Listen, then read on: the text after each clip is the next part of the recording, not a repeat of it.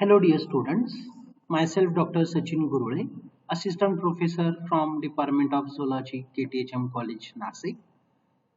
In the previous video of entomology first of chapter 4, that is morphology of insect, we have learned the wing venation in generalized insects and also seen the different kinds of the veins and the wing truncation.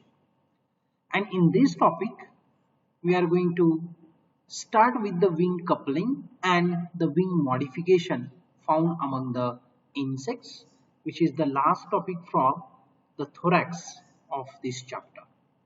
So let's see the wing coupling apparatus. The major movement of the wings during the flight are produced by the distortions of the thorax, and because they are so closely associated, the movement of each thoracic segment must influence the other, and hence it is impossible for the forewing and the hindwing to beat completely independently of one another.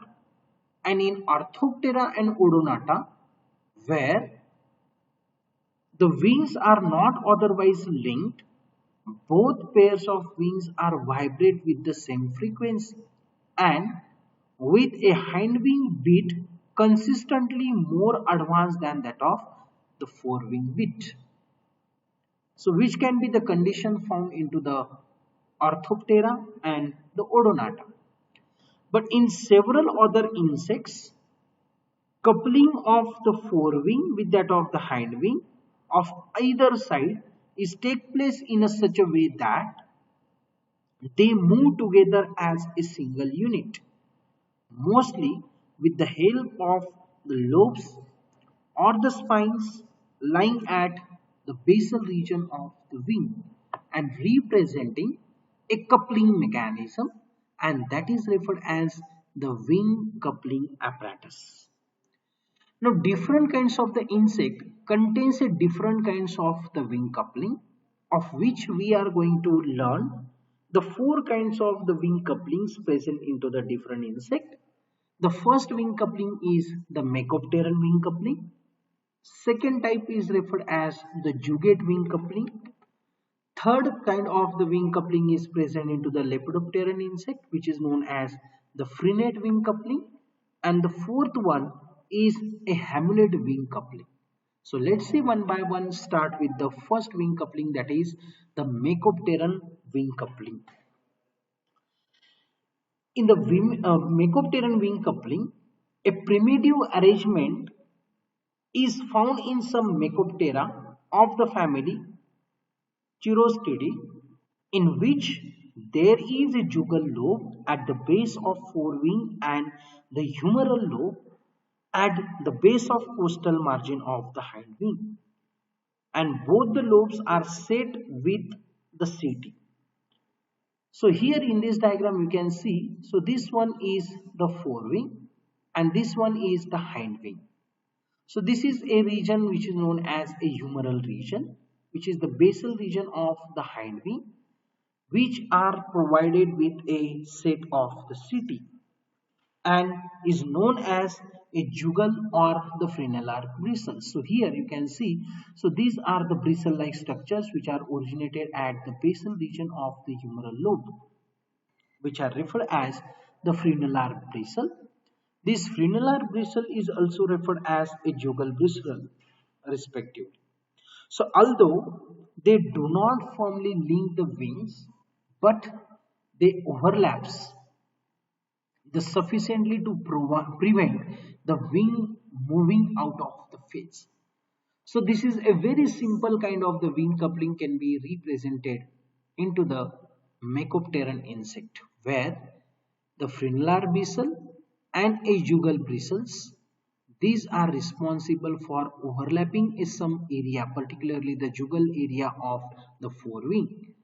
This wing coupling is not that so efficient, but it is sufficient to prevent the wings which are moving out of phase.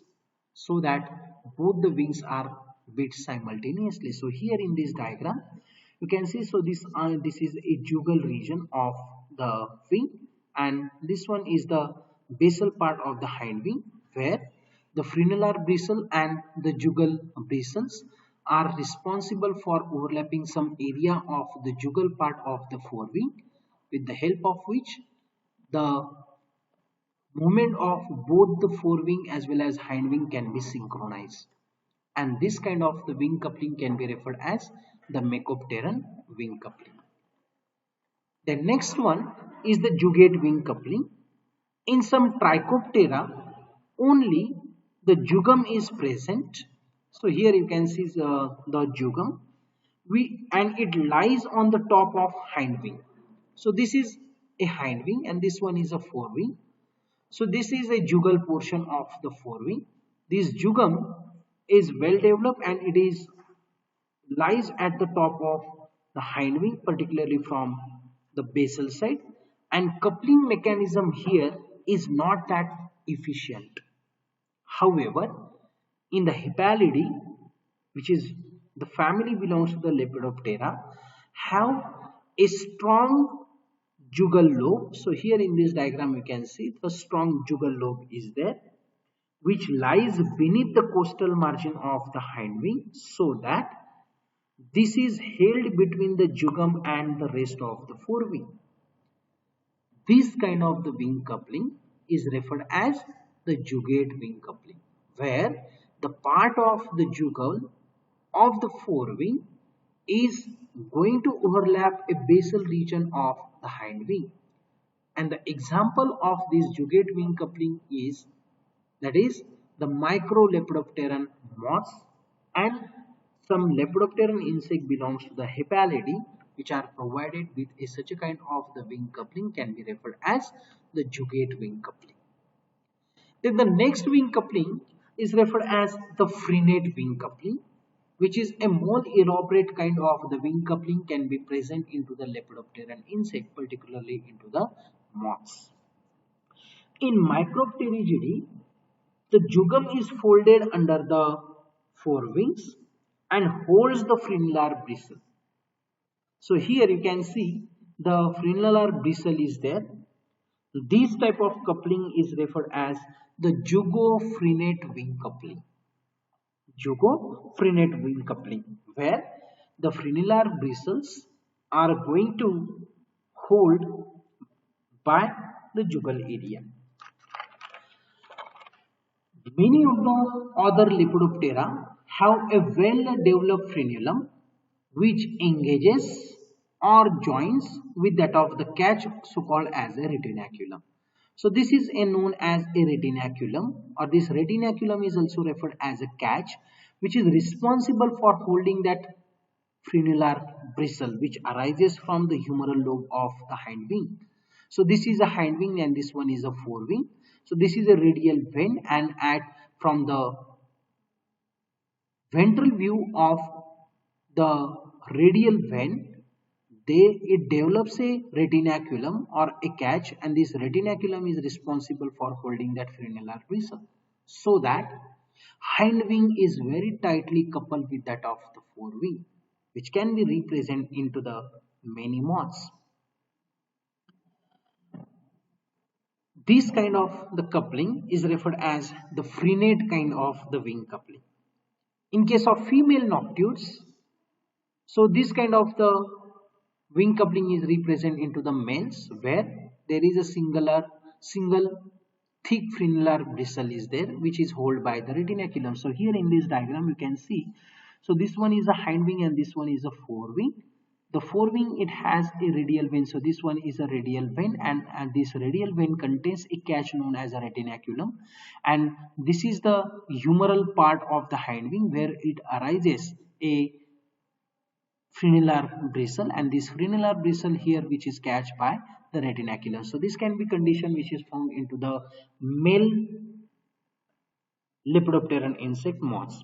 But in case of females noctuids, for instance, have a from 2 to 20 frenular bristles, and the retinaculum of the forwardly directed hairs on the underside of the cubital vein.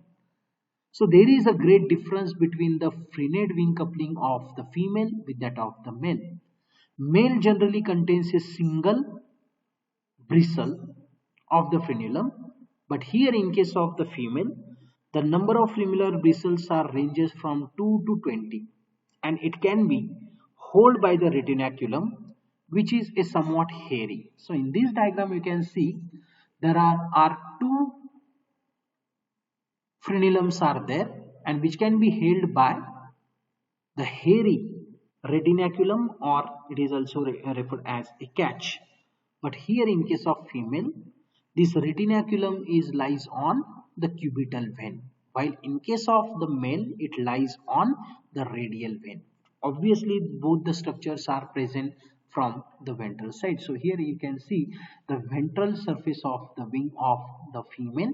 So this one is the hind wing and this one is a forewing. So this is a cubital vein. So this is cubital vein which contains a retinaculum or the catch, and from the basal part of the hind wing, that is humeral lobe, arises a two retinaculum which is held like this one. But in case of male, the frenular bristles are get fused together to form a single stout spine. The retinaculum is a cuticular clasp on the radial vein. So this is the difference between the frenate wing coupling of the female and the frenate wing coupling of the male. The distinct difference are the bristles are 2 to 20 and the retinaculum is present on the cubital vein.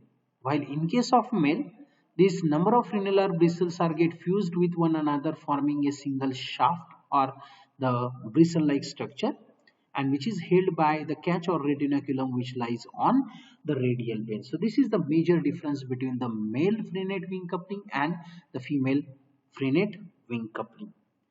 In Thysanoptera, have the wing coupled in comparable way by hooked spine at the base of hind wing, which catches the membranous fold of that of the forewing. So different kinds of the conditions are provided here. So here, in case of the Thysanoptera, the wings are coupled with the help of hooked spines at the base of hind wing, and these are catching actually the membranous fold of the forewing. So this can be the wing coupling known as the frenate wing coupling.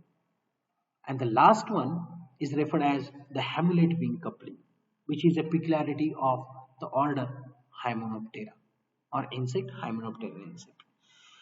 Among the Hymenoptera, Hamlet type of wing coupling consists of the rows of small hooks. These small hooks are referred as a hamuli. So here in this diagram you can see this one is a hind wing and this is a costal margin of the hind wing. At the middle of wing you can able to form a hook like structure which is referred as a hamuli. So here you can see the presence of hamuli, or in this diagram it is very clear, which are the number of hooks lies at the middle region of the costal margin of the hind wing, and the thick cuticular fold along the hind margin of the forewings are developed. So here, this is a margin of forewing. Now these hind hook-like structure of the hind wings, these are responsible for holding this margin of the forewing, and this kind of the wing coupling can be referred as the hamlet kind of the wing coupling, which is well evident into the honeybees, particularly into the workers. You can see at the middle region of the costal margin of hind wing the presence of such a hooks known as the hamuli, and the wing coupling referred as the hamlet wing coupling. So this is about the different kinds of the wing couplings present in an insect. This is just to synchronize the movement of the forewing that with that of the hind wing, so that the forewing and hind wings can be beat at a simultaneous rate or at the simultaneous time. And this is just to avoid the vibration and the distortion that occurs into the thoracic segment. So this is about the wing coupling mechanism among the insects.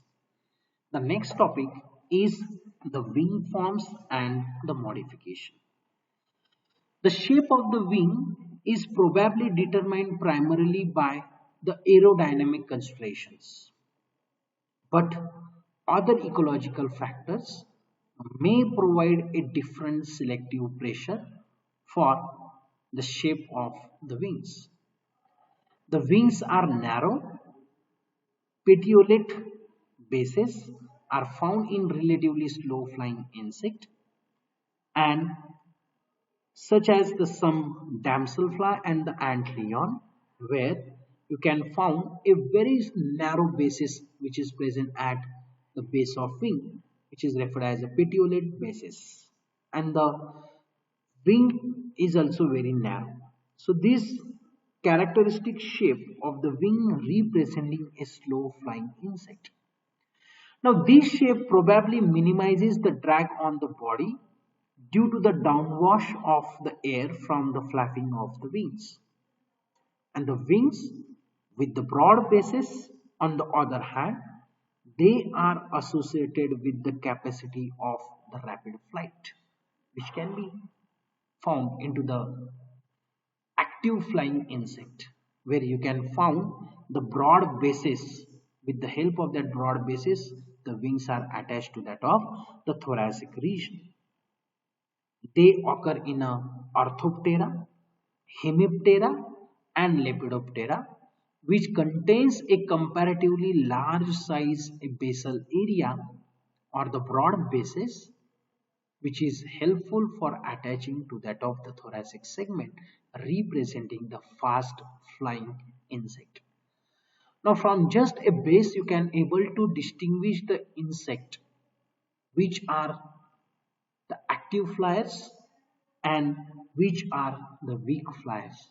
If the petiolate bases are there, representing the weak flight, and the broad basis is there, representing the fast flying activity. In some insects, particular wing forms are presumed to have some ecological significance apart from the production of aerodynamic forces, although their real significance is not always a certain one. And hence, in many insects, either forewing or the hindwing, instead of giving the aerodynamic force, they are modified into the different kinds of the structure. And that modification is referred as the wing modification. So that wing modification we are going to discuss now. The first wing modification is referred as a tegmina, or it is also referred as a tegmen. The forewing of many insects are thicker than that of the hindwing and serve to protect the hindwing when they are folded at a resting condition. So for example, here in this diagram you can see the cockroach is there. So this is a forewing which is somewhat thicker than that of the hindwing, which is a somewhat membranous. And if you see this resting position, the hindwing is get protected with the help of thick forewing. So here the forewing modified in this way is known as the tegmina, or it is also referred as a tegmen. The leathery tegmina occurs in a Blattioidea, which is the family of cockroaches, Mantidae, for example, praying mantis. Orthoptera means all kind of the crossovers also shows a same kind of modification with their forewing, which is a somewhat thicker one than that of the hindwing, and also into the Dermaptera, where the forewings are thicker than that of the hindwing and giving some sort of the protection to the hindwing as well as the abdominal tergite. The forewings in these cases are more or less thickened, having a distinct venation. It is leathery and parchment-like, long, narrow, and may colored uniformly, which can be seen here in this diagram or in this figure. The same pigmentation is there, or with the deep shades towards the bases or maybe spotted. So different kinds of the condition. If you see the forewing of grasshopper, it is generally spotted one. The main function of the tegmen is the protection of the body, and it can be found into the forewing of cockroaches and forewing of grasshoppers. So this is the first modification known as the tegmina or the tegmen. The next one is the elytra. Now forewings of the Coleoptera, that is beetles, are usually very heavily sclerotized, and the basic venation is altogether lost. So representing no classical venation, particularly into the forewing, although it may be indicated internally by the arrangement of the trachea. So internal arrangement of the trachea is always there, but the wing venation is lost. Now this modification of the forewing in case of Coleoptera can be referred as the elytra, representing a highly sclerotized and thick wings. Again, the function of elytra is to provide a protection to the hindwing as well as the abdominal tergite. The two surfaces of the elytron are separated by the blood space across which runs a cuticular columns known as atrabeculae, which arrange in a longitudinal rows and marked externally by striations. So if you see closely towards this elytra, you can found a vertical striations are there, and if you decatenize the forewing, that is elytra of the beetle, you will obtain a such a kind of structure where you can easily able to recognize such a kind of the longitudinal rows which are referred as atrabeculae. So there are usually 9 or 10 such striations present in the forewing of the Coleoptera, although the number may be as high as a 25 in some Carabidae insect. Okay, so the usually number is about 9 to 10, but that number may be increased up to the 25. The elytra of beetle do not overlap into the midline, but meet and are held together by the tongue and grooved joint. But in some Carabidae, they are fused together so that they cannot able to open the forewing, and in these species the hind wings are also reduced and they are unable to fly. Now the presence of the elytra is one of the modification which is well recognized among the coleopteran insect, conferring a protection to the abdomen as well as the hind wings. This is known as the elytra.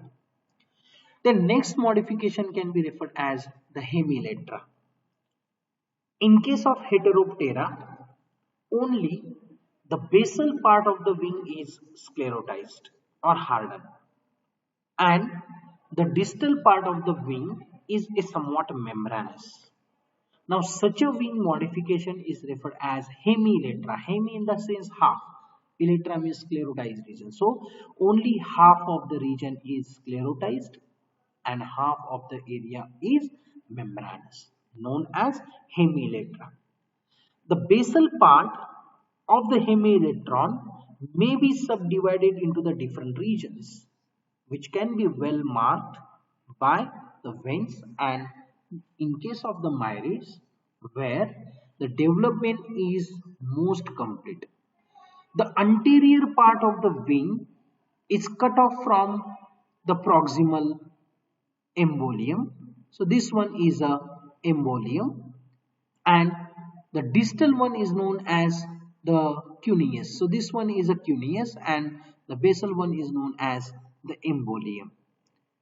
The center of the wing can be referred as a corium. So this one is the central part of the hemielytron, or the basal part of the wing can be referred as the corium, and the anal region, which is cut off from that of the clavus, is known as the clavus. Here this is a analmost region, and remaining distal portion, which is generally the membranous region, and this is simply referred as the membrane. So in this way, hemielytra can be divisible into the different region: embolium, cuneus, central portion known as a corium, and anal portion known as the clavus. And the distal most remaining portion is a membranous one, and it can be referred as simply a membrane. In lygolids, only the corium and the clavus are differentiated. Only the corium and the clavus, where the embolium and cuneus is not distinguished. The terminal portion of the forewing is a termidon membrane, which can be found designated into the in case of the Heteroptera. And this kind of the hemielytra is also having a same function, that is the protection of the hindwing and the abdomen, and which is well evident into the Heteropteran insect and the Hemipteran insect. So this is about the modification known as the hemielytra. And the last modification or another modification is the halters. The hindwings of the Diptera are modified to form a halter, which are the sense organ concerned with the maintenance of the stability in the flight. That is, they are acting as a balancing organ. So here in this case, you can see the dipteran fly. This one is the forewing, and if you see the hindwing is get modified into the dumbbell shaped structure like this one, and is known as the halter, which is actually acting as the balancing organ. Each halter consists of the basal lobe. This is a basal lobe which is known as a stalk, and the end lobe which projects backward from the end of the stalk so that its center of mass is always behind the stalk. So this is, you can see, the mass of the terminal portion is always behind the stalk. This is a arrangement of the halter you can form. The whole structure is rigid except for some flexibility of the ventral surface near the bases, which allows some freedom of movement, while the cuticle of end lobe is thin but kept distended by the turgidity of the large vacuolated cells which are present inside it. These halters are variable in size also. The sensory organ is formed by a small set of scapal plate, and this organ helps in maintaining the stability of the flight on the basal lobe of the halter, or the group of campaniform sensilla can be recognized. Here you can see at the basal region, it contains a different kinds of the sensilla, and that sensilla is referred as a campaniform sensilla, which can be homologized with that of the groups at the base of normal wings. Near the basal plate is a small group of campaniform sensilla present known as the Hicks papilla. So these are the Hicks papilla, which are actually the sense organs. Now these are set below the general surface of the cuticle and are oriented parallel with that of the long axis of the halter. Now these sensilla react to the force acting on the base of halters during the flight, and hence they are giving the sense of direction, and they are also helps in balancing of the insect, and hence are referred as the balancing organ. They perceive a vertical movement of the halter and also the torque which is produced by the lateral turning movement of the fly, and hence they can be recognized as the balancing organ, which is one of the modification can be found into the dipteran insect, where the hind wing is get modified into the dumbbell-like structure. This is known as the halter. And the last modification is known as the pterostigma. On the anterior margin of the wing, There is a pigmented spot present in some insect, and this pigmented spot is known as the pterostigma. In case of Odonata, this pterostigma present at both forewing as well as hindwing. This serves to strengthen the edges of the wing membrane, as these insects are very strong flyers.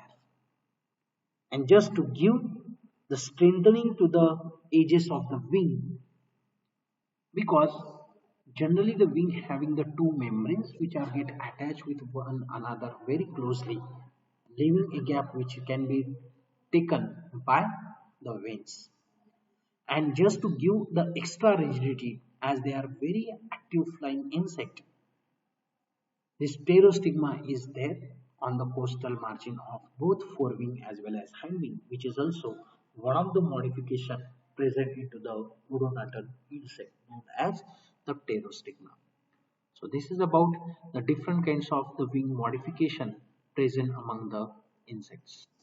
So with this we have completed the second appendage belongs to the thorax, that is the wings. We have learned the structure of wing. We have learned the articulation of the wing, then morphological variations, wing venation, wing truncation, then wing coupling apparatus or wing coupling mechanism, and the modification of wing. And with this, we have completed the thoracic part of the insect as far as their morphology is concerned. So thank you very much. In the next lecture, we will start with the abdomen.